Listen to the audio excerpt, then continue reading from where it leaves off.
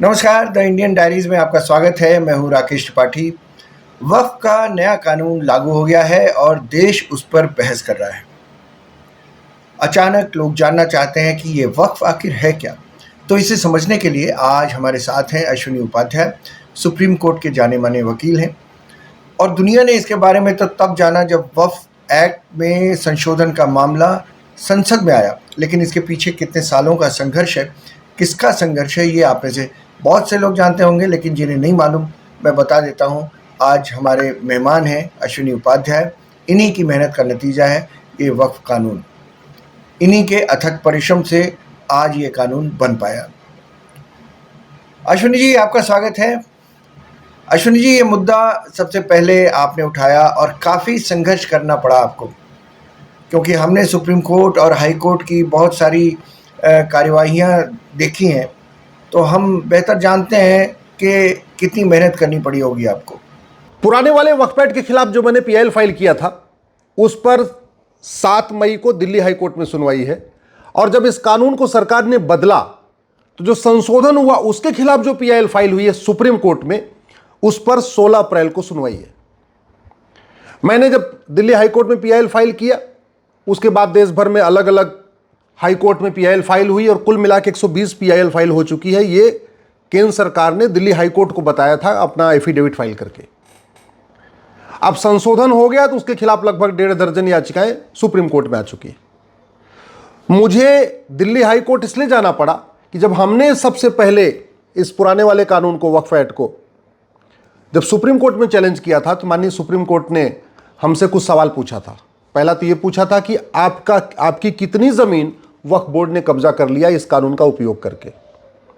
दूसरा ये भी कहा था कि आपको अगर लॉ को चैलेंज करना तो दिखाना पड़ेगा कि लॉ का मिसयूज हो रहा है। जब हमने लॉ का मिसयूज दिखाने के लिए पूरा एक नोट्स कोर्ट को दिया, उसमें लगभग 10 लाख एकड़ का जिक्र था, तो उसको कोर्ट ने हमें पढ़ने नहीं दिया था। और जब कोर्ट का मूड हमने देख लिया कि नहीं, एक्सेप्ट नहीं करना चाह रहे हैं, नोटिस नहीं करना चाह रहे हैं पीआईएल पे, तो हमने अपनी पीआईएल वापस ले लिया और फिर हम दिल्ली हाई कोर्ट गए और दिल्ली हाई कोर्ट ने सरकार को नोटिस जारी किया। उसके बाद देश के अलग अलग हाई कोर्ट में पीआईएल फाइल होना शुरू हुई और 120 पीआईएल अब तक हो चुकी है। हरिशंकर जैन जी की पीआईएल, विष्णु जैन जी की पीआईएल इलाहाबाद हाई कोर्ट में है, ऐसे मुंबई हाई कोर्ट में पेंडिंग है, हिमाचल हाई कोर्ट में पीआईएल है, राजस्थान हाई कोर्ट में है, गुजरात हाई कोर्ट में है, बंगाल कलकत्ता हाई कोर्ट में, पूरे देश में अलग अलग पीआईएल चल रही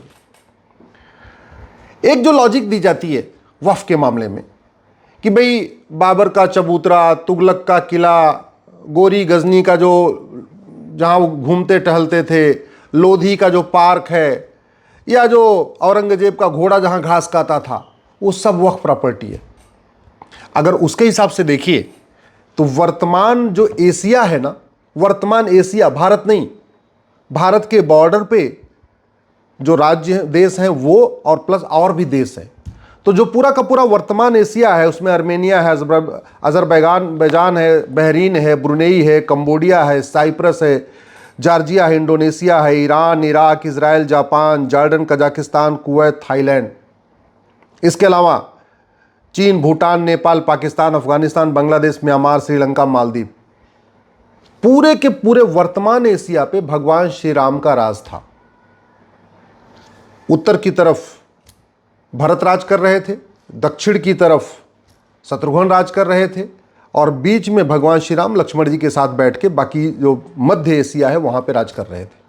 तो पूरा का पूरा एशिया भगवान श्री राम ने राज किया।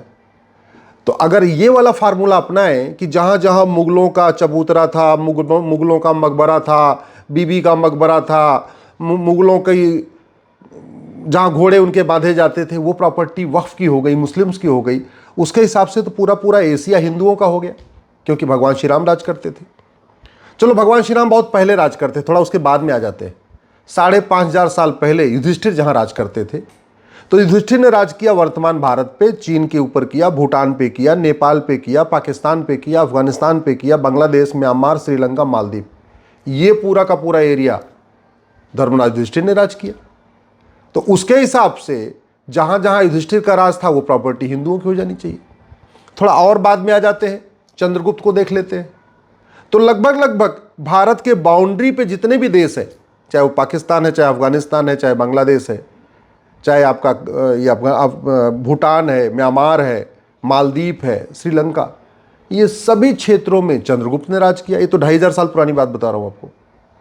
तो फिर तो ये सारे के सारे देश हिंदुओं के होने चाहिए, क्योंकि जहाँ जहाँ उनका किला है, जहाँ जहाँ उन्होंने कुछ भी निर्माण कराया। भाई कंबोडिया में आज भी मंदिर है, थाईलैंड में आज भी भगवान श्री राम की पूजा होती है। बैंकॉक वगैरह चले जाइए आप, बैंकॉक के एयरपोर्ट पर उतरेंगे तो आपको बाकायदा समुद्र मंथन का बाकायदा वहाँ पे स्टैचू बना हुआ है। तो इसी तरीके से पर्शिया, जिसको आज की डेट में ईरान इराक कहते हैं, वहाँ तो अग्निदेव की पूजा होती थी, वहाँ तो हवन होता था। और आज भी पारसी अग्नि की पूजा करते हैं, हवन करते हैं। कभी भी गृह प्रवेश करते हैं तो पहले गाय घर में प्रवेश करती है। ये पारसियों का कल्चर है।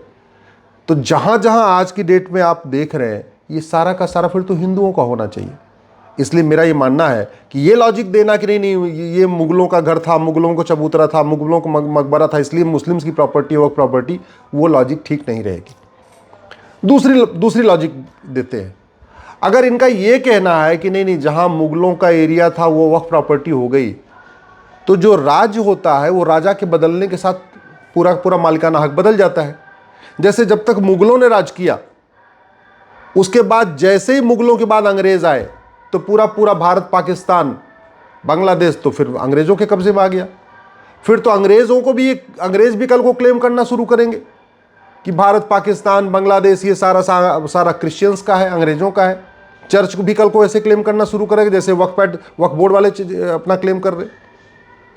और एक बार अगर मान भी ले कि था भी, तो मुगलों से ट्रांसफर हुआ, जो सत्ता ट्रांसफर हुआ अंग्रेजों को हुआ, और अंग्रेजों के बाद सत्ता ट्रांसफर हो गया किसको? भारत को संविधान लागू हो गया। लेकिन अश्विनी जी, वक्फ की जमीनें इतनी बढ़ कैसे गई आखिर? ये बड़ा सवाल है।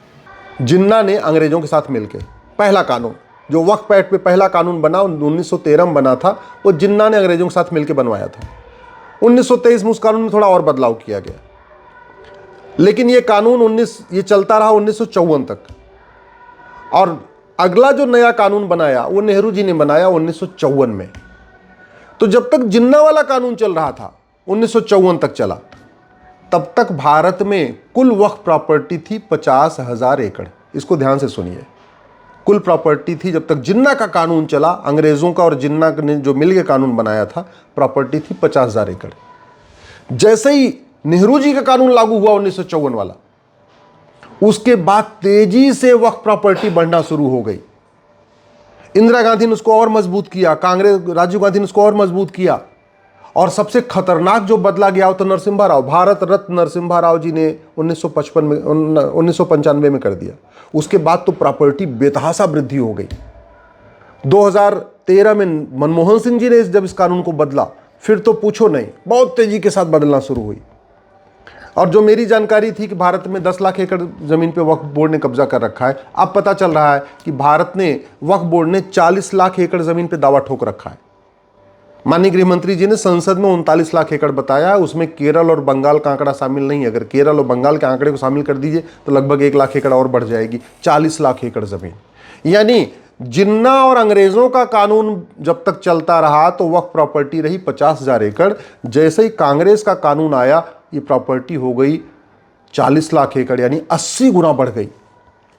सवाल ये है, ये प्रॉपर्टी आई कहां से? वक्फ अपनी जमीन की जाती है, अपनी पुश्तैनी जमीन की जाती है, अपनी कमाई की जमीन की जाती है, जो आपने खरीदा हो या आपके माता पिता ने खरीदा हो, वही जमीन वक्फ होती है। 1950 के पहले 1954 के पहले वक्फ प्रॉपर्टी थी 50,000 एकड़। तो 50 के बाद ये कौन लोग थे जो लगातार जमीन दान करना शुरू कर दिए भाई? और जब जमीन दान कर रहे थे तो ये कानून जो चल रहे थे उनको उपयोग क्यों नहीं किया? सिविल प्रोसीजर कोड तो 1858 से चल रहा है, सोसाइटी रजिस्ट्रेशन एक्ट 1860 से चल रहा है, और चैरिटेबल ट्रस्ट एक्ट 1920 से चल रहा है। तो जब जितनी ज़मीनें ये वक्फ कर रहे थे, दान कर रहे थे, उसको सिविल प्रोसीजर कोड को फॉलो करके क्यों नहीं कर रहे थे? ट्रस्ट एक्ट को फॉलो करके क्यों नहीं कर रहे थे? और सोसाइटी एक्ट को फॉलो करके क्यों नहीं कर रहे थे? उसके पहले जितने हिंदू दान कर रहे थे वो तो बाकायदा नियम कानून फॉलो कर रहे थे, मुस्लिम्स क्यों नहीं फॉलो कर रहे थे? अश्विनी जी, कई लोगों ने ये बात मुझसे पूछी कि भाई ज़मीन आपकी है तो कागज़ क्यों नहीं दिखाते? क्यों नहीं दिखाते? वक्फ के जो समर्थक हैं, कागज़ क्यों नहीं दिखाते अश्विनी जी? भाई काशी, मथुरा, भद्रकाली, भोजशाला, अटाला इतना पुराना विवाद है हम लोग तो कभी नहीं कह रहे हैं कि हम कागज़ नहीं दिखा पाएंगे, हमारे पास कोई कागज़ नहीं, हम तो कागज़ दिखाने के लिए तैयार बैठे हुए, हर तरीके के एविडेंस दिखाने के लिए तैयार बैठे हुए। तो जो लोग प्रॉपर्टी को वक्फ बता रहे वो क्यों नहीं दिखा रहे? भाई पूरे देश में सबसे ज़्यादा दान करते हैं अग्रवाल समाज के लोग, माहेश्वरी समाज के लोग, जैन समाज के लोग, मारवाड़ी समाज के लोग। जैन धर्मशाला बनाते हैं, अग्रवाल धर्मशाला बनाते हैं, माहेश्वरी धर्मशाला बनाते हैं, मारवाड़ी धर्मशाला बनाते हैं, बिरला धर्मशाला बनती है। आज से नहीं बनी है, बहुत पहले से बनती आ रही है, 200-200 साल पुरानी, 300-300 साल पुरानी। टोडरमल जी ने बहुत सारे अपने दान किए, भामा शाह जी ने बहुत सारा दान किया। वो जो प्रॉपर्टी दान किए हैं उसका सबका तो कागज है। तो मुस्लिम्स जब वक्फ कर रहे थे वो दान क्यों नहीं कर, वो अपना क्यों नहीं, बाकायदा ये कानून 3 चल रहे थे, ट्रस्ट एक्ट, सोसाइटी एक्ट और सिविल प्रोसीजर कोड, इसको फॉलो करके क्यों नहीं कर रहे थे? क्यों नहीं रजिस्टर कर रहे थे? क्यों नहीं 2 गवाहों को खड़ा करके कर रहे थे? सारे कागज तो उपलब्ध है।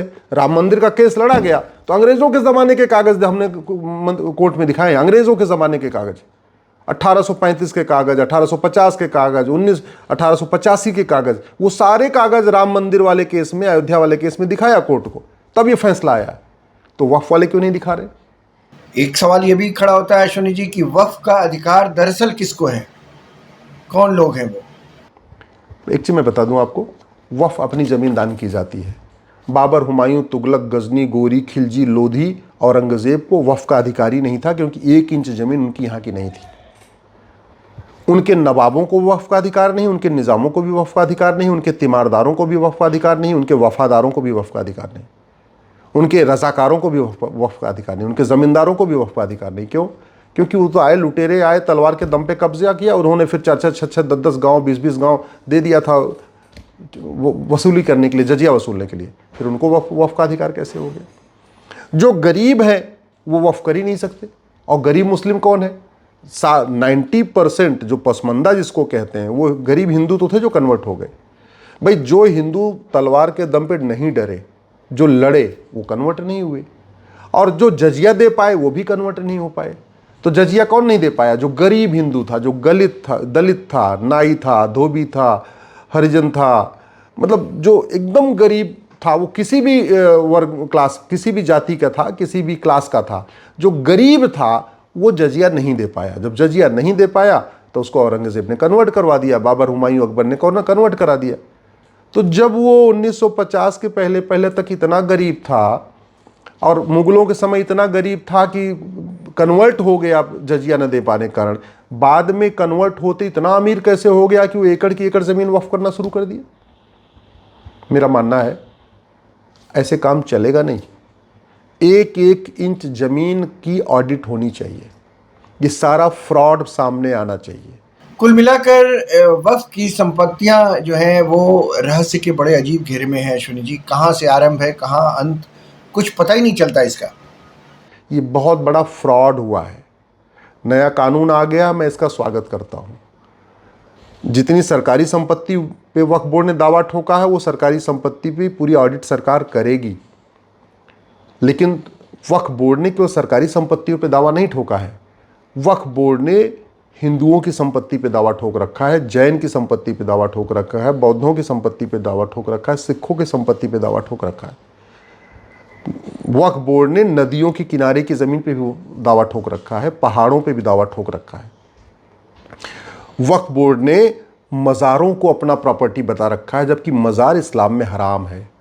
वक्फ बोर्ड ने जो दरगाहें हैं उनको भी वक्फ प्रॉपर्टी डिक्लेयर कर दिया है, जबकि दरगाह बनाना इस्लाम में हराम है। वक्फ बोर्ड ने पक्के कब्रिस्तान को भी दावा ठोक रखा है, जबकि पक्का कब्रिस्तान बनाना हराम है। जहाँ से इस्लाम शुरू हुआ वहाँ एक भी मज़ार नहीं, एक भी दरगाह नहीं, एक भी पक्का कब्रिस्तान नहीं। इसलिए अब जब कानून बदल गया है, मामला सुप्रीम कोर्ट में सुनवाई पे जा ही रहा है, मामला दिल्ली हाई कोर्ट में चल ही रहा है।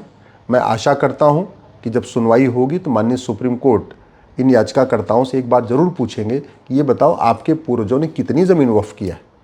ये जितने लोग आए हैं, चाहे ओवैसी आए हैं, चाहे अमानुल्ला खां आए हैं, चाहे मदनी साहब आए हैं, जो लोग भी आए, इमरान प्रतापगढ़ी आए हैं, जो लोग भी आए, मैं आशा करता हूँ कि सुप्रीम कोर्ट उनसे एक सवाल ज़रूर पूछेगा कि आपके पूर्वजों ने कितनी ज़मीन वक्फ किया, और दूसरा सवाल ये पूछेगा कि ये जो नया कानून आया है जिसके खिलाफ आप सुप्रीम कोर्ट आ गए हो, इस कानून के आने के बाद आपकी कितनी ज़मीन सरकार ने कब्जा कर लिया है। और तीसरा एक सवाल ये भी पूछेगा कि आप सीधे सुप्रीम कोर्ट क्यों आ गए। 120 PIL तो अलग अलग हाई कोर्ट में पेंडिंग है, तो अपने अपने हाई कोर्ट में जाइए, और जब 1-2 हाई कोर्ट का फैसला आ जाएगा तो हाई कोर्ट का फैसला जिसको चैलेंज करना होगा सुप्रीम कोर्ट अपने आप आएगा। आप सीधे सुप्रीम कोर्ट क्यों आ गए हो? मैं आशा करता हूं कि जो सवाल हमसे पूछा गया था वो सवाल माननीय सुप्रीम कोर्ट इन याचिकाकर्ताओं से भी पूछेगा। और सबसे बड़ी बात, अब वक्फ के ऊपर पूरा गंभीरता के साथ हर एक गांव, मोहल्ले, सभा, हर जगह चर्चा करने की ज़रूरत है। और ये जो फ्रॉड चल रहा है वक्फ बोर्ड के नाम पे, जो फ्रॉड चला है वक्फ ट्रिब्यूनल के नाम पे, भारत के संविधान में कहीं वक्फ नाम का शब्द ही नहीं है। उसके बाद भी इतना बड़ा जो खेला हुआ है, जो 40 लाख एकड़ ज़मीन पे दावा ठोक रखा है, एक एक इंच ज़मीन की ऑडिट होनी चाहिए और जो ज़मीन जिसकी है वो उसको मिलनी चाहिए। अश्विनी जी, हम सब ने देखा है कि सुप्रीम कोर्ट में, दिल्ली हाई कोर्ट में वक्फ पर सवाल उठाने वाले सबसे पहले आप हैं। आपने मामले उठाने शुरू किए, अब वो कानून बना, तो ये हम सब के लिए बड़े संतोष की बात है कि आपकी मेहनत के चलते ये मुमकिन हुआ। आपने अपना कीमती वक्त हमारे चैनल द इंडियन डायरीज़ के लिए निकाला, आपका बहुत बहुत शुक्रिया।